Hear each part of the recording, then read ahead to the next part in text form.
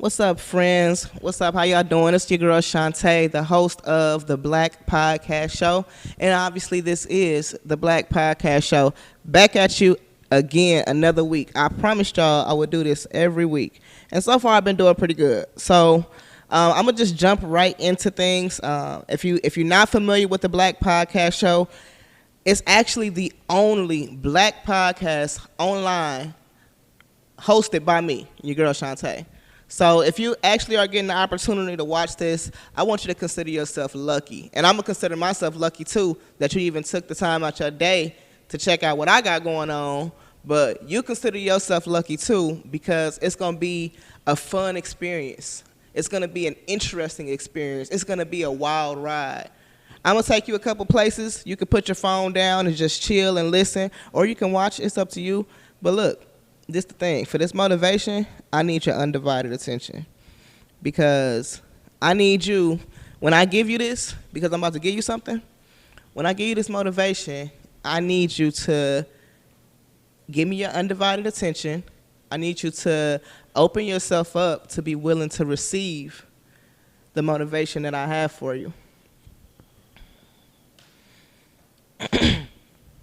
So, the motivation for today, and it's very, very, very important, extremely important, is stay in your lane. The motivation is stay in your lane. And it's very possible for my people that's been listening for a little while, it's possible that I've said this before, but I need to reiterate for myself and for anybody else that's out there that needed to have that reiterated. Stay in your lane. Stay focused. Keep away from distractions. Keep first things first. You get what I'm saying? You get the general gist of the message I'm trying to convey? Because when you start swerving outside of what your lane is specifically, you get away from your goals, you know? You get away from your purpose. When you start worrying about the wrong things, you get away from your goals, you know? So stay in your lane so that you can avoid distractions and keep first things first.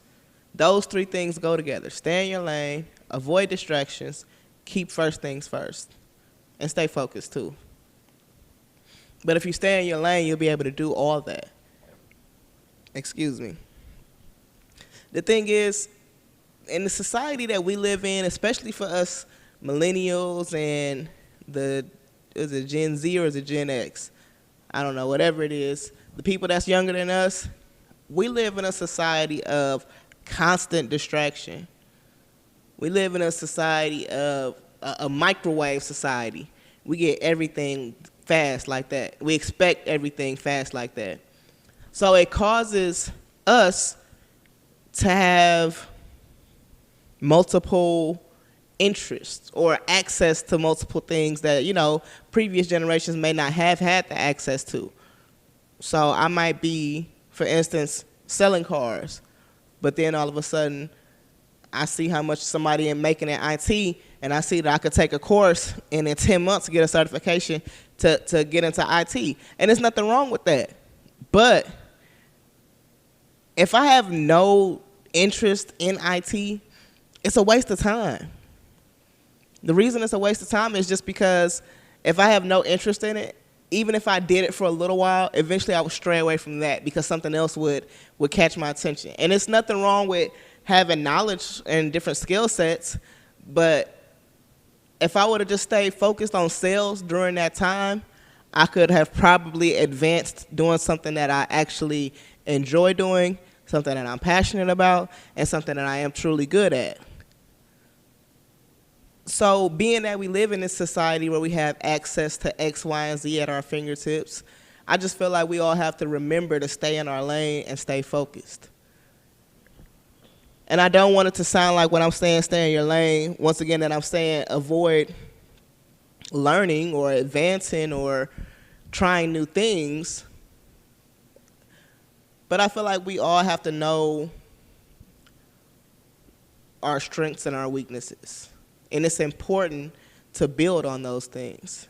It's important to be honest with ourselves at the end of the day. For me personally, I hate waking up early in the morning. Like, I genuinely detest waking up early in the morning. So for me to get a job that starts at 6 o'clock, 7 o'clock in the morning, it just wouldn't be smart. Like, no matter how I slice it, no matter how I put it, no matter how much I say, well, I need to just I need to just get better at, it's not me. That's not my thing. I don't like getting up early. It's some people that love, that jump up at 5 a.m. like it's nothing. That's not me. So I just stay in my lane at the end of the day. And at the same time, you know what I was thinking? With all this conversation that everyone's been having about, you know, the LGBT community, the LGBTQ community, I had a guest last week, if you were watching. If you weren't watching, it's fine. But some of the things he said were things that people would consider offensive.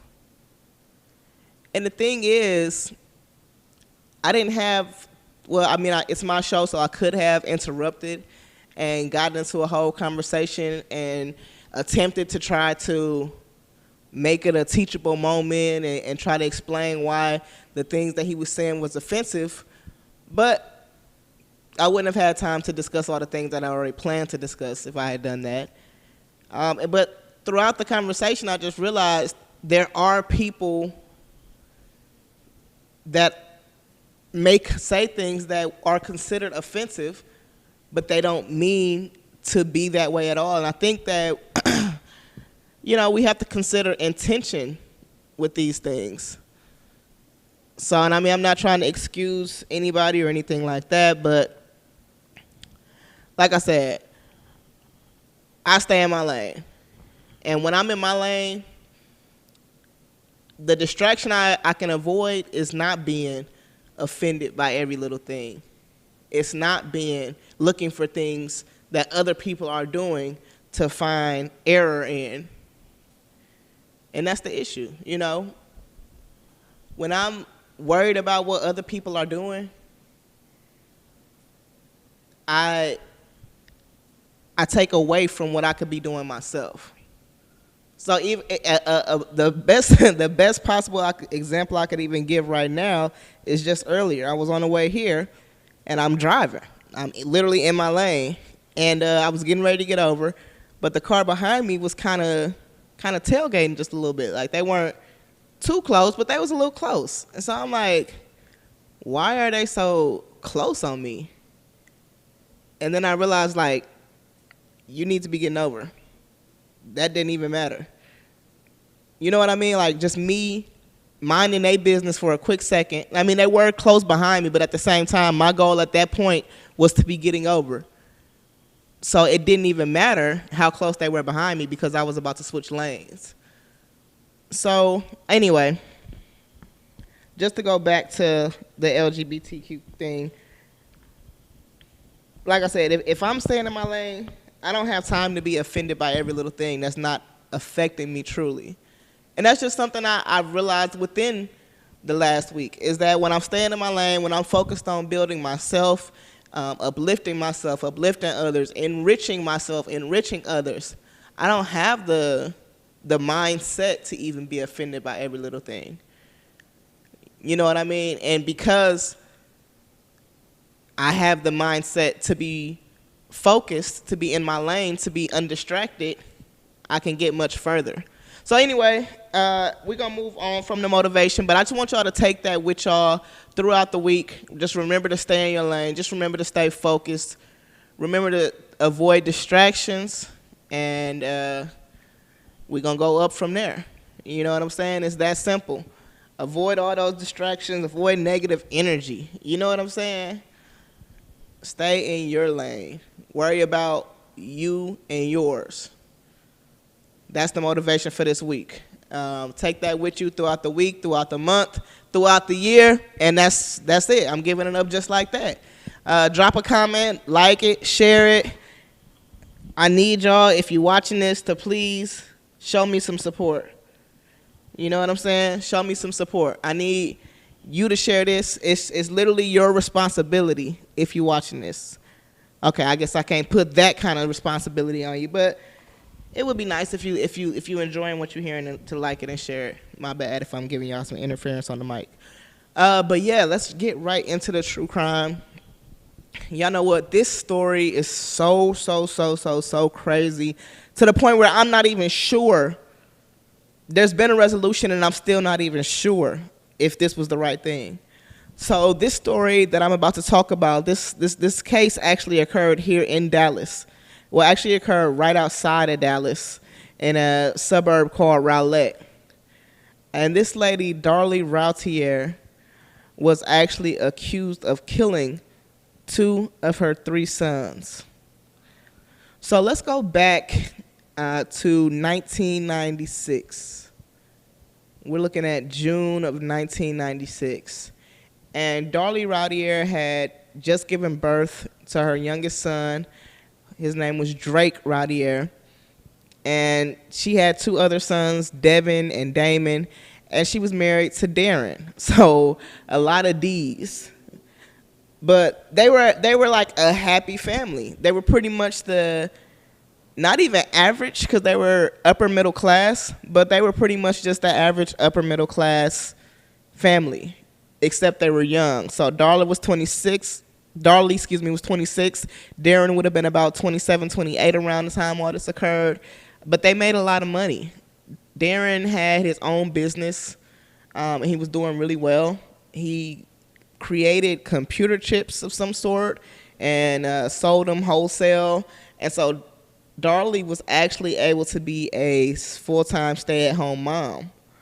And she was, from what most people said, pretty much the matriarch of her family.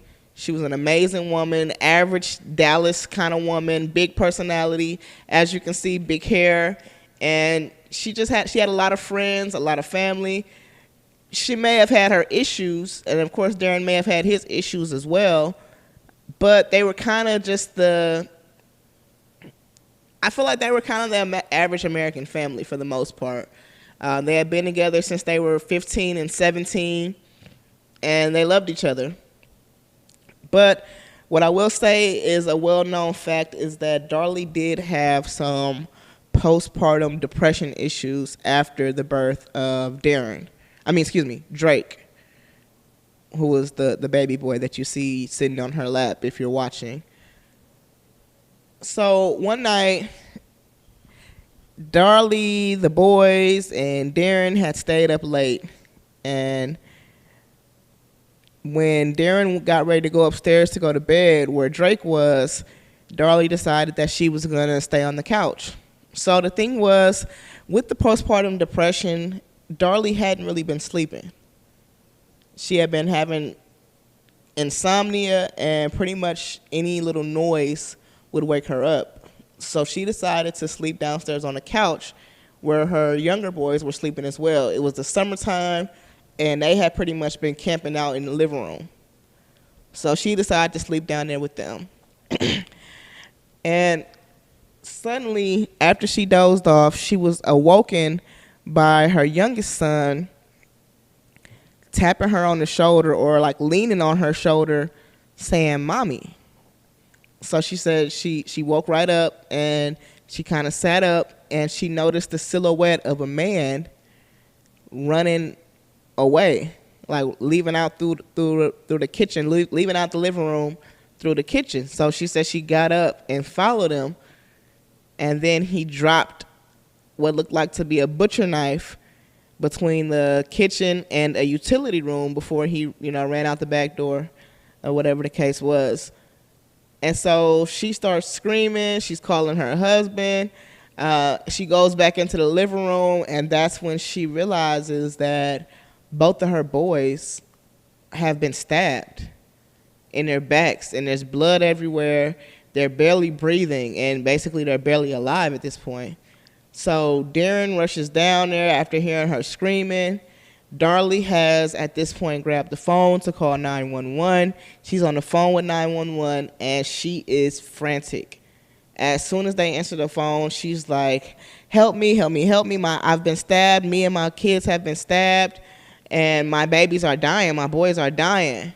Oh yeah, by the way, Darlie has been sliced across the neck, so she's bleeding as well. And I'm guessing it's just pure adrenaline that has her able to stand up and make this call and just kind of be all over the place, because she sounds very coherent on the call. She's loud.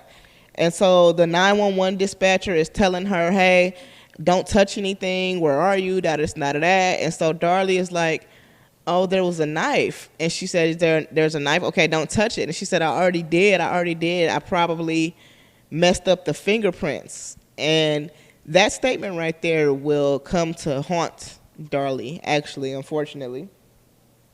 So the 911 dispatch sends out an ambulance, obviously. So the ambulance gets there, and the younger boy, I believe, and forgive me, much respect to all remaining family members. Forgive me if I get the names mixed up, but Damon was the younger son. He was actually dead when they arrived, when the ambulance arrived, unfortunately. And Devin, the older son, died on the way to the hospital. And so as soon as they got to the hospital, she ends up, Darlie, I'm speaking of, Darlie runs in the hospital right behind the stretcher that the boys are on, and that's when like the doctors see her bleeding and they immediately take her into surgery. So like I said, at this point, it blows my mind that she was able to stay even conscious this whole time, because from everything I've read, the slash that she had on her neck was literally like millimeters, like it's just half a millimeter away from being fatal. Like if the knife or whatever cut her had been even a little bit further pushed in, she would have bled to death. So it's just like crazy that she even was able to stay conscious this whole time. Like I said, had to be just pure adrenaline. So of course she told police what happened. After the surgery, they got a statement from her, I think a couple of days later, and she pretty much maintained the same story the whole time, that there was an unknown assailant in her home, an unknown intruder in her home, and that she woke up to him leaving out. Now, at some point, her story does change, because at some point she actually says, and both of these things are on record, so both are official statements made by her. But at some point, she states that she tussled with the intruder. So in one story, she doesn't say that. She says she just saw him and tried to chase him. And in another story, she says that they actually interacted. And these are things that are going to, once again, come back to haunt her and be very detrimental to her case as a whole. But yeah, so after that, after she made those statements to the police, they actually did interview some of the neighbors in the area, and a couple of the neighbors did actually state that there had been a unknown black car in the area. So in this suburb of Rowlett, there had been a unknown, unrecognizable, not necessarily parked at anyone's house, car kind of, scrounging around for the past couple of days. And people were concerned about that. And actually, one neighbor said that same night that this happened at the ROUTIER house, there had been some strange guys creeping around her house. So she said she was at home watching a movie. And the funny thing is, this lady happened to specify that she was watching a horror movie. She was some kind of horror movie buff. So she's at home watching her movie, and she hears some noises out on the front porch. And of course, at first she thought it was just kind of in her head, but she goes out to the front porch and there's some guys on the porch, presumably kind of trying to find look around and see if they can get in. and they ran off when she opened the door.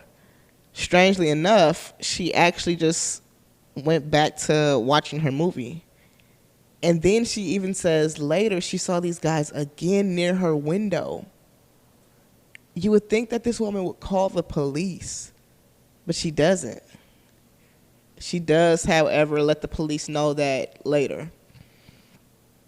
So at this point, the police are investigating the home. They're seeing some inconsistencies between the forensic evidence and what DARLIE has previously told them. One thing that they notice, of course, is going to be the splash patterns, the splatter patterns of the blood. So they're saying that there's no blood spatter, for one, in the kitchen, in the area between the kitchen and the utility room. If the assailant had dropped the knife, there would have been some sort of blood splatter where the knife landed. In addition, there was no blood from the youngest child on the knife. On the knife was just Devin's blood and DARLIE's blood. Damon's blood was not on the knife. So this is very confusing because what it means is that there could have been another weapon. But what they also noticed is that the sink has been cleaned out. So the sink and the area right in front of the sink of the kitchen has been cleaned up. So they used luminol to figure this out because some things weren't adding up. So actually, I think it was that they saw footprints in the kitchen. And so DARLIE said that the reason there was footprints is because she had got towels and was putting cold water on the towels to put on the boys' backs, I guess as a way to, I don't know what the purpose of that would have been. But they didn't find any wet towels. There were no towels, no compresses on the boys' backs. None of that was there at the crime scene. So that was not true. And when they did the luminol into the sink had been cleaned. So it lit up. You know, when they shine that purple light onto things, it shows where blood has been. So the whole sink lit up. So those are things that go against DARLIE and make it bad for her. In addition, there was blood on the back of her nightgown. And the reason that wouldn't make sense is because if she would have been laying down and, there's blood spatter, on the back of her nightgown. So if she's laying down on the couch and her knife and her throat is getting sliced, there's no blood spatter because her back is on the couch. And there's a couple other things, but ultimately the police determined that they're going to go ahead and arrest DARLIE. So 12 days after the murder of her sons, they do arrest her. And actually there was one more thing that hugely played into them arresting her and their decision that she was full of shit. And this is kind of a really controversial thing, but a few days after the murder was her son's birthday. He was about to be 7 years old. So they actually went out to the gravesite and had a birthday party for him at the gravesite. And it was his friends, his family, even kids from the neighborhood were there. And so I'm gonna let y'all watch this little YouTube clip. If you're listening, just listen to this little clip and we'll go from there.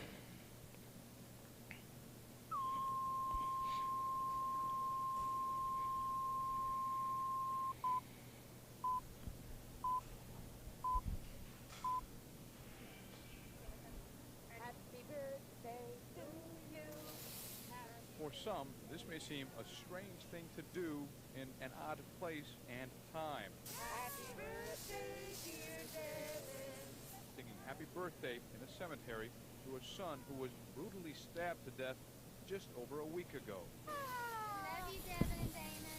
But DARLIE and Darren Routier say this is appropriate for them and their family. Helium balloons instead of headstones to remember Devin, who would have turned 7 today. And he would take the liquid paper and he was painting on his cars, just change them up from what they were before. He and his 5-year-old brother Damon were stabbed to death, their mother wounded by someone she described as a white man wearing dark clothes. She was downstairs with the boys, Darren in an upstairs bedroom with infant son Drake. They were unharmed. The young mother says she feels horrible she did not wake up immediately when her children were attacked first. All I was thinking about was trying to save the babies. I mean, Darren and I tried to save the babies, but it was too late. The babies were gone. But we tried, and we have to live with that forever. Rowlett police are mum about the motive, but do say it was not burglary because nothing was taken. They also say this was not random. Now we know that this is a sick individual that took absolutely nothing from our house, but took the two most important things that were important to us. The family says they not only battle grief now, they battle rumors that they were somehow involved in this violent crime. Gossip is the biggest evil in the world, and unfortunately there's nothing you can do to stop it, and we're not going to make an issue out of this. As for who could so easily snuff the life of two beautiful innocents, the routiers say the murderer can only be described one way. Well, it's an animal that goes after a weak sheep that is asleep, is completely lifeless, and attacks the weakest person in the room first to be able to get off on whatever he was thinking he was going to accomplish. All right, so the big thing that I was referring to was the spraying of the silly string onto their grave, their grave. It was Devin's birthday, who was her older son. He was about to turn 7. And they, like I said, were having a birthday party at his gravesite, and they wanted it to be a fun occasion, a happy occasion.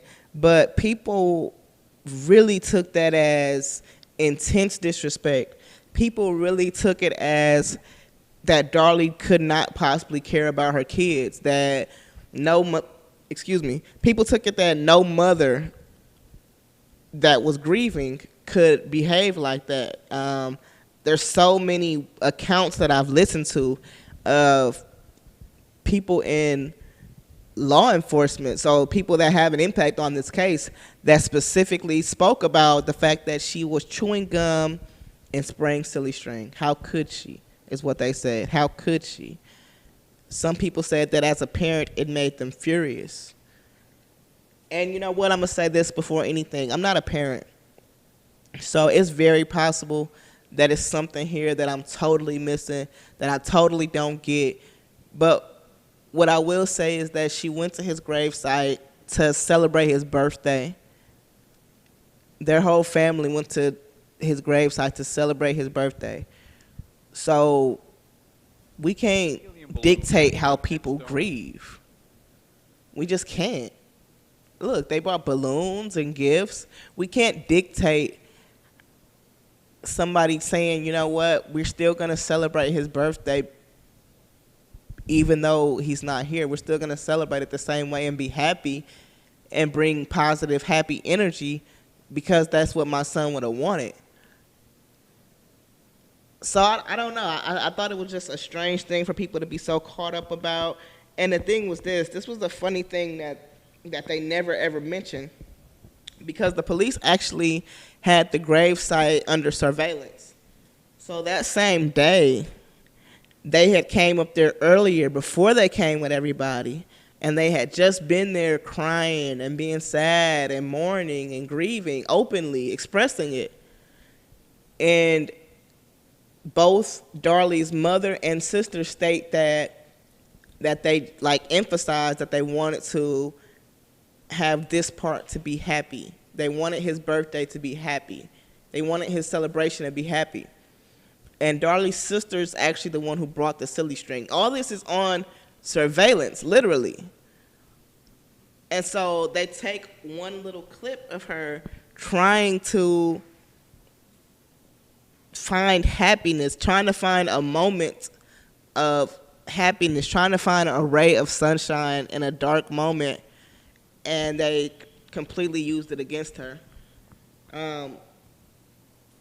So ultimately, Darlie was convicted for the murder of Damon.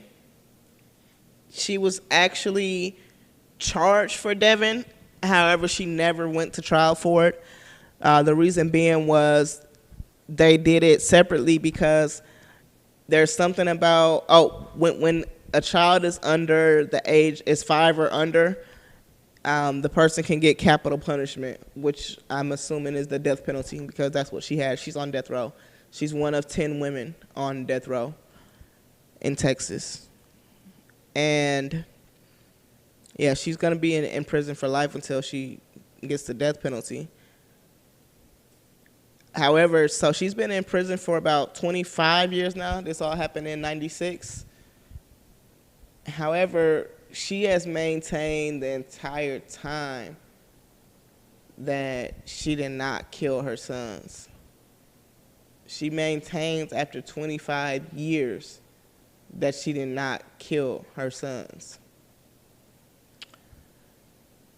And I'm going to say this. A lot of the evidence suggests that whomever did harm to those 2 boys came from within the house. Part of the reason it suggests such is because that butcher knife that was dropped was from inside of the home. The screen that was cut seems to have been cut from the inside. The window screen that the police found that was cut seems to have been cut from the inside, but that's been debated. In addition, that butcher knife that was used, or that knife that was used to cut the screen, came from inside the house. The knife actually had fibers from the window, from the screen, in the blade of the knife when they, examined it thoroughly.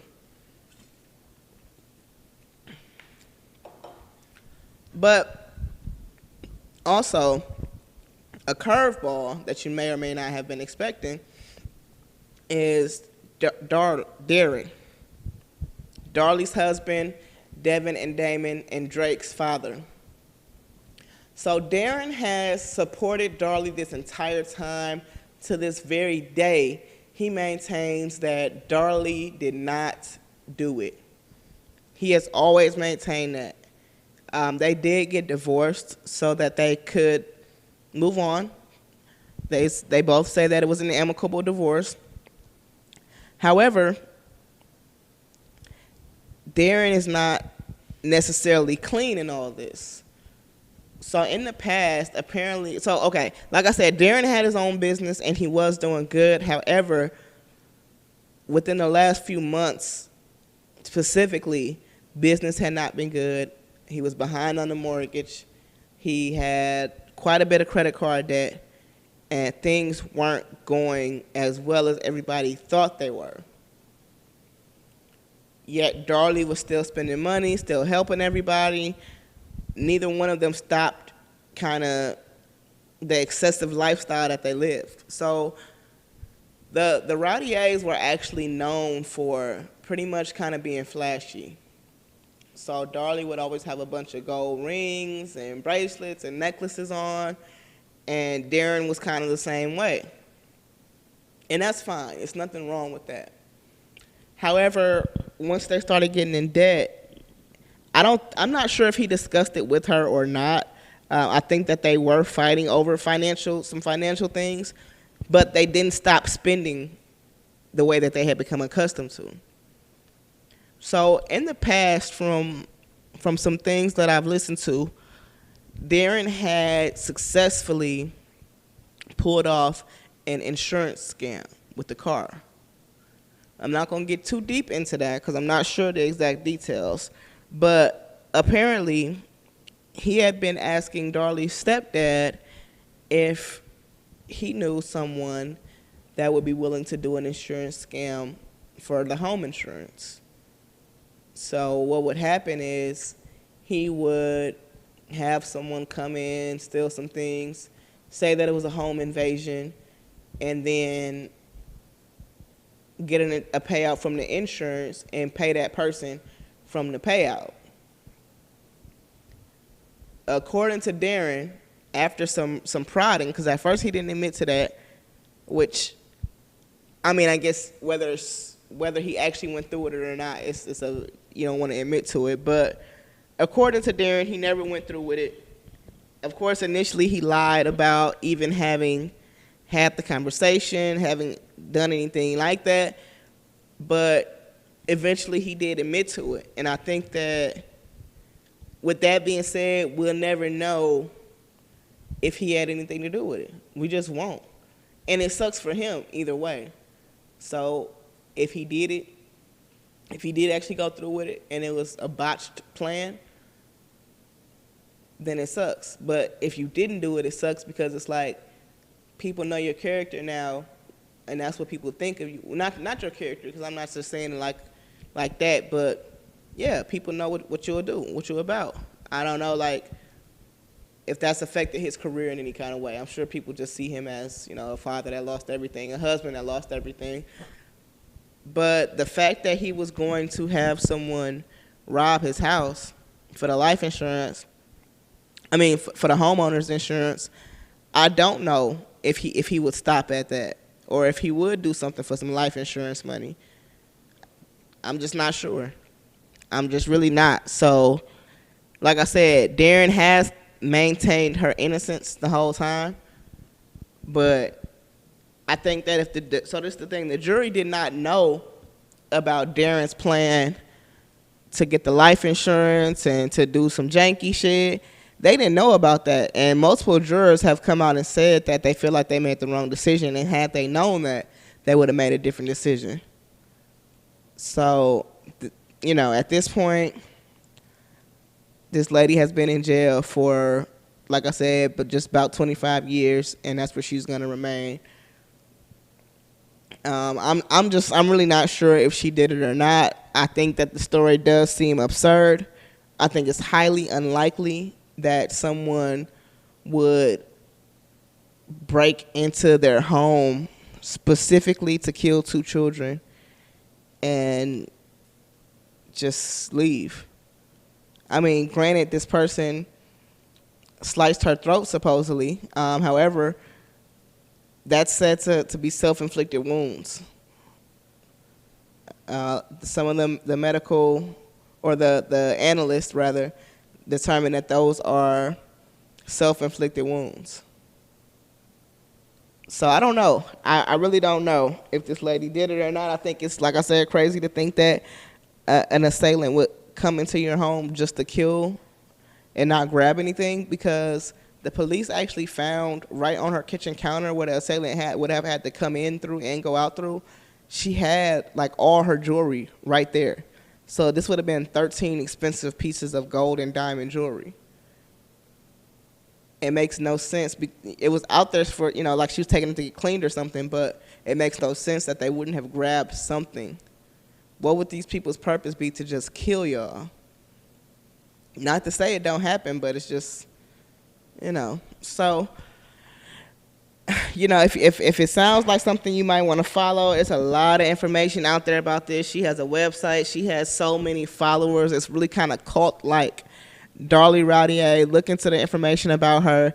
What do y'all think? Do y'all think she did this? Do you think it's possible that the husband had something to do with it?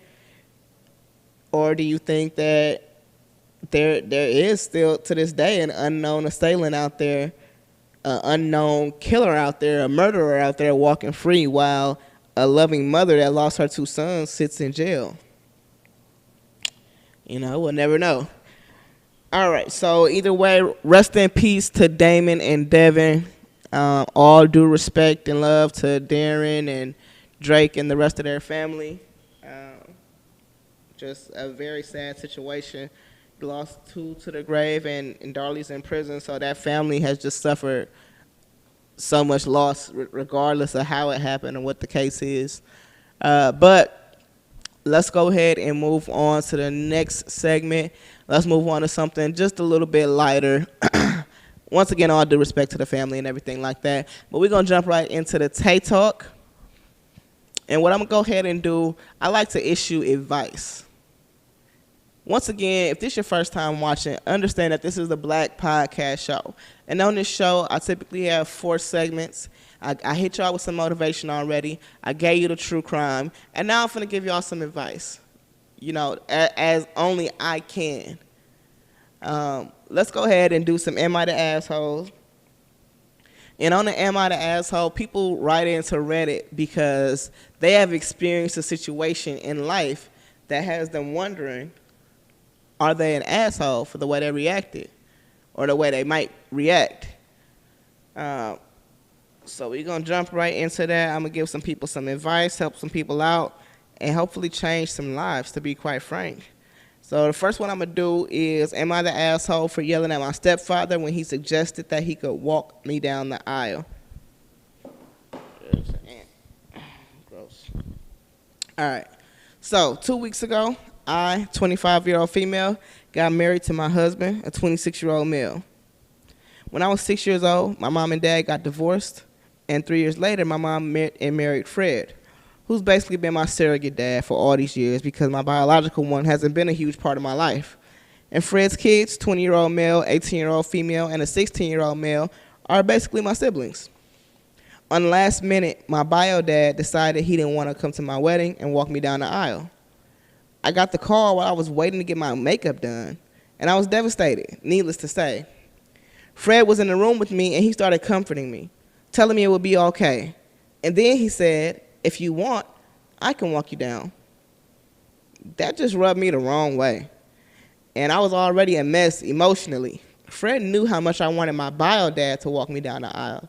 And he just suggested it like it didn't matter at all.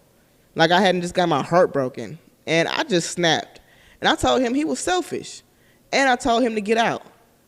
Fred left, and one of my uncles ended up walking me down the aisle. My mom only heard about mine and Fred's fight after the wedding. And now she's pissed off at me, telling me that I overreacted and that I needed to apologize to Fred, even though I was just frustrated. And he had suggested something that was totally out of left field. My mom told me that I was the selfish one, apparently, and apparently I'm ungrateful. But I feel like his suggestion was completely wrong and that I don't need to apologize. But I don't want to make things worse by not apologizing if I did do something wrong. So, am I the asshole? Whew. Miss Thang, baby girl. Okay, the short answer is yes. You are the asshole. But I'm gonna actually call you. I'm gonna call you Leticia. You giving me Leticia? Leticia, I get it. You wanted your father, your real blood running through your veins father, to walk you down the aisle. I totally get it. This was your big day. You've been planning this thing for months, maybe longer. And you had everything in your head the way you wanted things to go. It's the day of, and you're expecting things to go a certain way. I get it. I totally get it. Don't doubt that I do. But when things go wrong, the mature, intelligent thing to do is to right away, especially when you in a time-sensitive situation like your wedding, the thing to do is to right away figure out, how can I fix it? How can we make this right real quick? So, and also on top of that, when a person that is in authority over you and cares about you, or is just in your life as an older person that's there to offer guidance, so mama, daddy, auntie, uncle, grandma, grandpa, those people, when they see something happen to you, their first instinct is going to be, let me fix this for my baby. You get what I'm saying? So when Fred, your surrogate dad, stepdad, heard you going through it, and he saw you being emotional, he saw you upset because of the situation, his first instinct was to fix it. Your first instinct was to cuss him out and tell him to get out? like, what has your dad told you about Fred for you to react that way? Because nowhere in the letter have you ever said that Fred overstepped his boundaries. Nowhere in the letter did you say Fred wasn't shit. You say, in fact, that Fred stepped in, has been your surrogate dad, your other dad, and that his kids are your siblings, and that your biological father ain't even been there like that. So, yes, it's messed up for him to not be there, to not take the opportunity, the one opportunity to try to make up for those times. But the fact that Fred jumped in and said, I got you, you know, I get it. It's your wedding. You're emotional, bridezilla. But you're the asshole. You don't get to treat people like that just because you're emotional and you're upset. Fred was just trying to help. And Leticia, you owe that man an apology, like, for real. I could see why your mother would be pissed. Like, I could see if you just said, no, Fred, I don't want that. But then you had one of your uncles walk you down, like, that, like, that's fucked up. It was your day, but that's fucked up. You could have simply told that man no.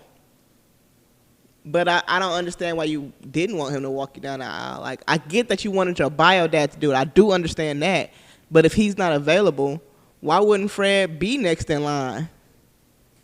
So maybe it's some more you need to add to the story if it's something you ain't told us. But from what you gave me right there, Leticia, you are an asshole. You owe Fred an apology. And yeah, we gonna move on. Fuck you. Well, not fuck you, but fuck your bio dad for sure. You're the asshole. Let's jump right into the next letter.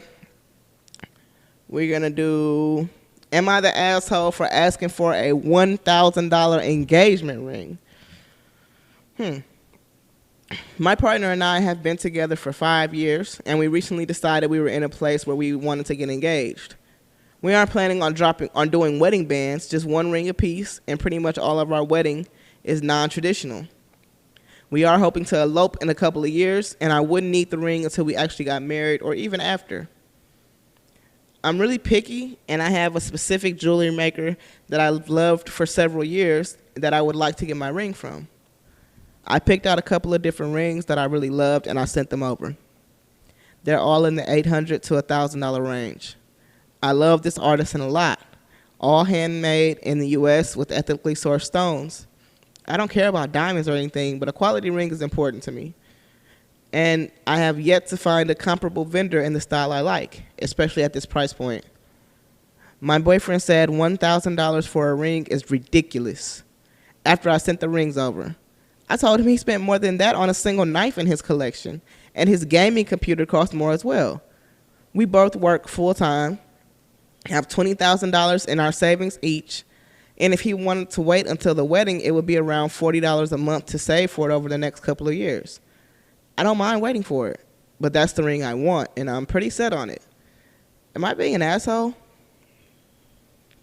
No. I'm going to call you Kyra. Kyra, you are not being an asshole, and I'm going to call your boyfriend Kendrick. Kendrick is the asshole in this situation. Kyra, I think that it is perfectly reasonable to let your boyfriend know what kind of ring you want. And I think that he should want to get you the ring that you want because you're going to be the one wearing that ring forever, hopefully, if things go the way they should go, the way you plan for them to go. You're going to be wearing that ring forever, so why wouldn't he want you to have the ring that you want to have? That's the part I kind of don't get. So, Kyra, not the asshole. Kendrick, get over yourself and stop being a cheap ass. Like, come on, $1,000 for a wedding ring? That's nothing. I'm not going to say it's nothing. Hold on. I'm not going to say it's nothing. I'm definitely not going to say that. But that's not very much. That's not too expensive. And especially if she's saying she doesn't need it at this very moment, y'all don't even plan to get married or eloped for another couple of years.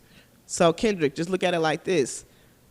If I could understand you not wanting to spend $1,000 right now because, and this is going to be skeptical, so you shouldn't be thinking like this if you're getting married anyway, but I guess what if y'all end up not getting married? You're out of $1,000. But considering that she doesn't even want the ring right now, just save the money, and then if y'all end up not getting married, you just got an extra $1,000. you know? So I'm going to do one more, and I'm going to go real quick through this one because I thought this was a good one. Am I the asshole for agreeing with my brother's ex-girlfriend? I'm a 34-year-old female. I have a younger brother, Tom, who's a 30-year-old male, who was co-parenting my 4-year-old nephew, TJ, with his ex, Amanda, 30-year-old female. She and my brother have known each other since middle school and dated off and on in high school. It wasn't until after college that they decided to get serious and moved in together. They were engaged and would have gotten married if Amanda hadn't have found out she was pregnant. The dream dress that she wanted to wear was not made for a pregnant woman's body, and she opted to wait until after their son was born for the actual wedding. Everything seemed to be going great until Tom decided to toss a grenade into the relationship by asking for a paternity test before signing the birth certificate. He admitted that he had no proof, nor did he suspect Amanda of cheating, and believed that their son was his, but wanted to be 100%. Obviously, Amanda didn't take too kindly to what was being implied and moved out while Tom was away at work. A few days later, he got the ring back through the mail, along with a court summons for child support, which included the DNA he initially wanted. Tom was the father. And while there were people on both sides pushing for a reconciliation, Amanda wasn't interested. She was mostly civil about everything, but she refused to engage with Tom about anything that didn't directly involve their son. To me, she didn't seem angry, just cold. Like she could put on this convincing mask of warmth and joy with Tom whenever TJ was around, but the second he wasn't, she would go, "Please, don't touch me." Tom has always been hurt over how Amanda responded to his request and feels that she failed TJ by walking away instead of just staying in the relationship. I mostly just bit my tongue, but now that Amanda has started dating again, Tom has gotten worse. One day, he was ranting about how it was too soon for Amanda to be dating. I responded by bringing up how Tom has had at least 2 girlfriends since his relationship with Amanda ended. Tom defended himself, saying that what he did was different, as he was just dating to have fun and quote-unquote scratching an itch, while Amanda is looking to marry. Eventually, I got fed up with his attitude and told him the only reason he's in this situation is because of his choice to question paternity.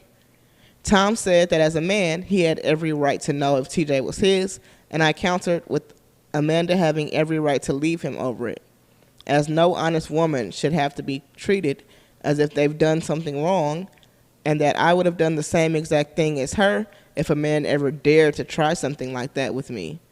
Since then, my parents and a few of Tom's friends have said that I was in the wrong, as my brother was looking for a sympathetic ear rather than being kicked while he was down. Am I the asshole? Man, that's a hard one. Honestly, that is a hard one, seriously. I'm going to call you Mimi. Mimi, are you the asshole? I'm going to say no. I'm going to say no because as his sister, as his big sister, you was actually saying everything that should have been said, because Tom is kind of being a little bitch at this point. I get it that he upset and he not over Amanda, but bro, you got to move on, and she has the right to move on, and it's not too soon. The kid is like 4 at this point, so I think that it's a tough situation. You know, paternity is. This is the thing. I can understand completely why Amanda was hurt, offended, and insulted when Tom asked for the paternity test. But I can also completely understand why Tom would be in a position to say, let me make sure that this kid is mine. And it's not necessarily stating that Amanda was doing anything wrong, but at this point, history has shown us that people get into these situations. And the truth of the matter is, once you sign your name to that birth certificate, you are that man is responsible for that kid. As a mother, that you birthed that child, you know that it's yours. Whether it's his or not, the baby is yours because you had it. The baby is yours, period. But the baby, there's a chance that the kid is not his. And I think that for a person that could become financially liable or could become just responsible for this child forever, I think it's fair to want to know that this is most definitely your kid. But once again, I understand a woman who has just given birth to this man's child, which she knows for a fact. I can understand her seeing the nurse ask him to sign the birth certificate and him saying, hold on, I want to get a DNA test first. I can completely, you know what? And man, yeah, I don't think that there is a situation where it's fair.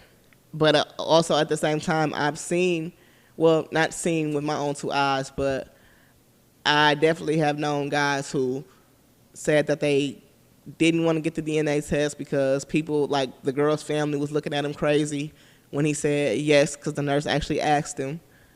And then it turned out it wasn't his kid.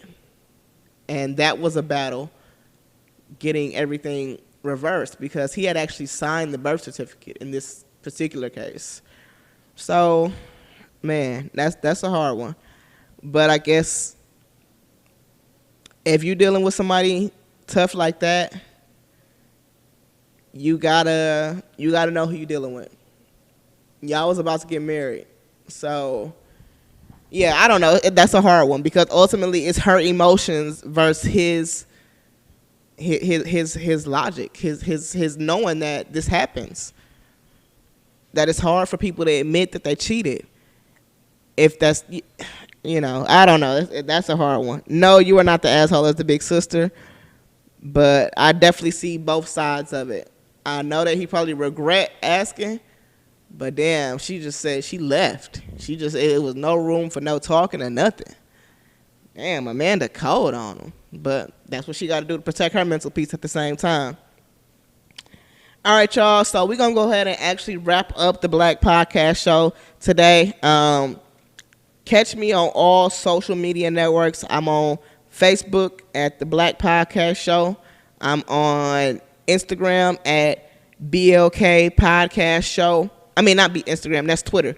Twitter is BLK Podcast Show. Instagram is TBPS247. That stands for the Black Podcast Show 24/7, TBPS 24/7. Follow me on all social media. Subscribe to my YouTube. Like me on Facebook. Share. Leave comments. Do all that if you fuck with me. Or otherwise, just watch if you fuck with me. I appreciate that too.